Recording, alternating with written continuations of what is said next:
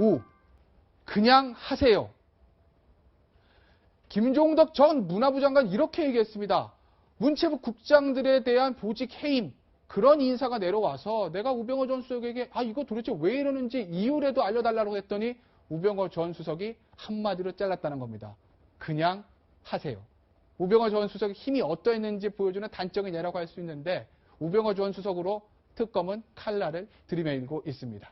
네, 어떤 내용이 있었는지 저희가 좀 자세하게 화면을 보면서 설명을 드리도록 하겠습니다. 자, 우병우 수석 지난해 4월입니다. 문체부 간부 5명을 인사조치를 하라라면서 정관주 차관에게 직접 전화를 했습니다. 전화로 인사조치 내세요. 이렇게 얘기를 합니다. 정관주 차관이 곤란해하면서 김종덕 장관에게 보고를 합니다. 자, 김종덕 장관 굉장히 황당해하면서 어떡하지? 고민이 많겠죠. 그래서 우병우 수석에게 전화를 합니다.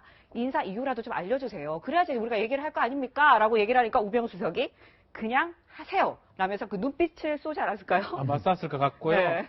상상이 되지 않습니까? 그렇죠. 민정수석실은 사실 감찰을 하고 예를 들어서 인사 검증을 하는 기관이지 어떤 사람을 좌천을 시킨다든지 인사 이동을 시킬 수 있는 권한은 사실 없습니다. 그럼에도 불구하고 정관주 차관을 통해서 아니면 김종덕 장관한테 그런 지시 아닌 지시를 내렸다 그러면 직권남용죄, 아니 권리행사 방해죄가 될 가능성이 아주 높고 특검에 이 부분을 요약에 보고 있는 것 같아요. 이 부분이 만약 맞다 그러면 좀 더 뭐 증거들이 좀 필요하겠지만 이 부분 입건이 가능한 상황 아닌가 이렇게 보입니다. 근데 일단 이거는 김기춘 전 실장이 사실은 그 자기 실장 취임하자마자 문체부에 또 몇 명을 그만두게 하잖아요. 1급짜리들. 그렇죠. 그거와는 별개의 문제거든요. 이거 다른 거예요? 별개. 그러니까 네. 그게 1차 문체부 인사파동이라고 한다면 요거는 문체부의 2차 인사파동인데 이 사람들 5명은 전부 다 문체부의 주요 보직자들이에요. 그러니까요. 그래서 곤란했다는 거잖아요. 그렇죠. 그러니까 이 주요 보직자들을 아무런 이유도 없이 좌천시켜야 되는 게 지금 김종덕 전 그 문체부 장관한테 부여된 그 지시사항이거든요. 그러니까 이 김종덕 전 장관으로서는 이게 왜 이럴까? 그런데 사실은 우병우 전 민정수석은 그 민정수석실 산하에 공직기강 비서관이라고 있잖아요. 네. 그러니까 공직기관과 관련해서 문제가 있다고 하면 우병우 전 민정수석은 거기에 대해서 권한이 있는 거예요. 네. 그런데 이유 없이 내려왔으니까 그래서 아마 김종덕 전 장관이 이게 무슨 이유인지 그 나한테 알려달라. 그러면 그걸 그 얘기로 해서 사실은 좌천을 시킬 수가 있거든요. 그렇죠. 그런데 그거를 그 이유도 설명을 안 하고 그냥 알아서 해라. 아니 그냥 우리가 시키는 대로 해라. 이렇게 우병우 민정수석이 얘기를 했다는 거죠. 그래서 결국 시킨 대로 했다는 거 아닙니까? 그렇게 시키는 대로 해서 그 사람들을 실제 다 좌천을 시킨 거예요. 그러니까 문체부 산하기관으로 다 보내버린 거예요. 그러니까 공무원들이요. 이게 지금 이분들 같은 경우 대부분 20년에서 25년 정도 근무한 국실장급들입니다. 정말 들어와서 평생을 일단 이 부처에서 이제 헌신한 사람들이에요. 그렇죠. 그런 사람들이 마지막에 어떤 자기 인사를 아무 이유도 없이, 아무 내용도 없이 갔다는 거는 이거는 본인들한테 엄청난 스트레스입니다. 그러니까 제가 나중에 이야기 들어보니까 본인들 중에서 특히 뭐 그 스트레스 너무 받아서 머리가 다 빠지는 분도 있고 이게 공무원들이 사실 인사 문제와 관련해서는 이유를 알면 속이 시원해요. 자기가 뭔가 고칩니다. 뭐가 잘못됐는지. 그렇죠. 근데 아무런 이유도 없이 간다는 것 자체를 보면 이게 굉장히 횡포거든요. 이유를 모르는 게 제일 답답해요. 그런 면에서 본다면 아마 이런 인사 때문에 정말 문체부는 거의 아마 쑥대밭이 됐을 겁니다.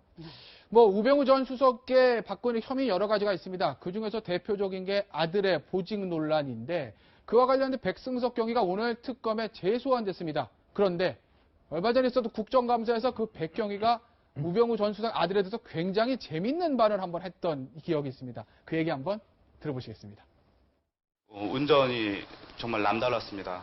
북악 스카이웨이 길이 굉장히 코너가 많고 요철이 많습니다.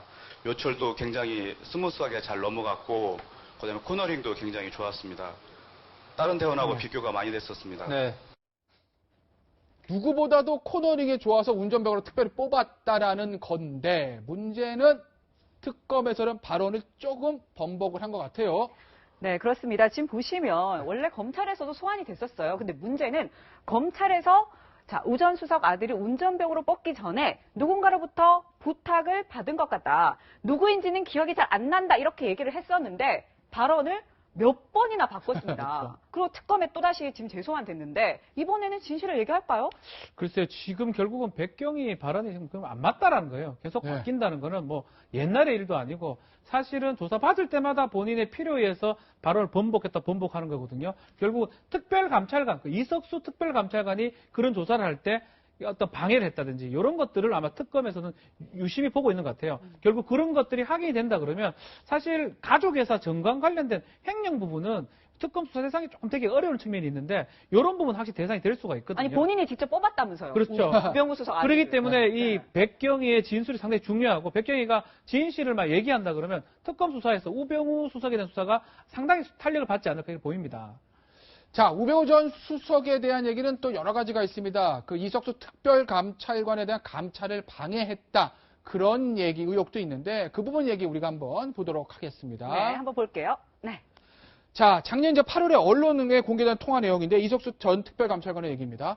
당시 우수석 감찰 진행 중에 경찰에 자료 좀 달라고 했더니 하늘 쳐다보고 딴소리하고 사람을 불러도 처음엔 다 나오겠다고 하다가 위에 보고하면 딱 연락이 끊겼다.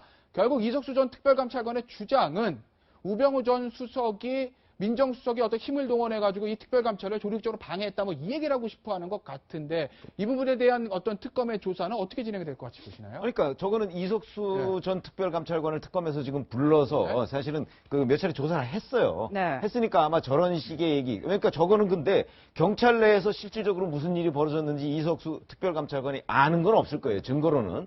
다만 이제 본인이 그 특별감찰을 하다 보니까 네.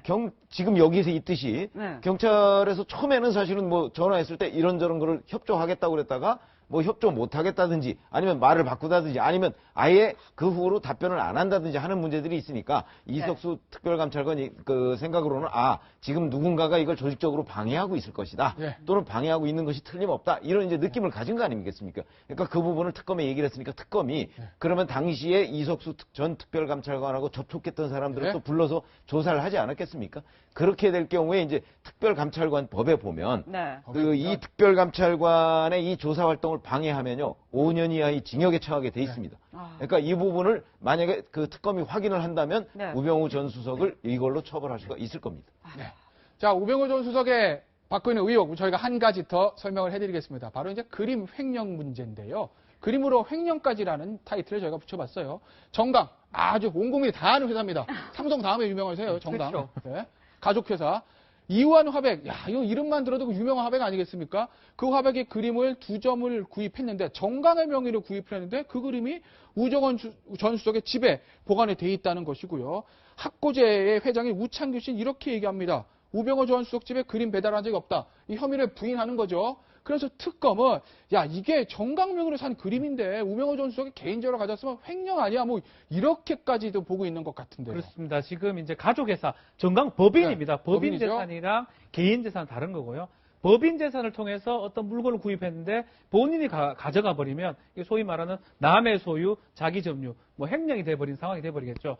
그런 것들이 지금 문제가 되는데 사실 저는 좀 그 부분 좀 계속 의문입니다. 네. 이게 특검법상에 지금 수사 대상이 될지는 조금 의문인데 네. 아마 특검에서는 뭔가 연결고리가 있기 때문에 조사를 하는 걸로 네. 보이는데 특검에서 뭐 자신만만하게 항상 얘기를 하지만 네. 우병우 수석 관련해서는 상당히 수사도 좀 길고 네. 신병 확보도 좀 긴 느낌이 들거든요. 네. 조금 뭐 직무유기라든지 이런 게 조금 부족해서 이걸 하고 있는가 이게 아닌가 좀 의심스럽긴 사실입니다. 좀 의심스럽다 이런 말씀 하셨는데 자 지금 우병우 전 수석과 관련해서 직권 남용, 조직적 수사 방해 그리고 횡령 혐의까지 지금 특검은 다 조사를 하고 있는데요. 정작 지금 소환 가능성은 어떻게 되는지 정말 궁금한데 이 부분에 대한 얘기가 없습니다. 자 이규철 특검보가 오늘 얘기한 것 들어보시죠.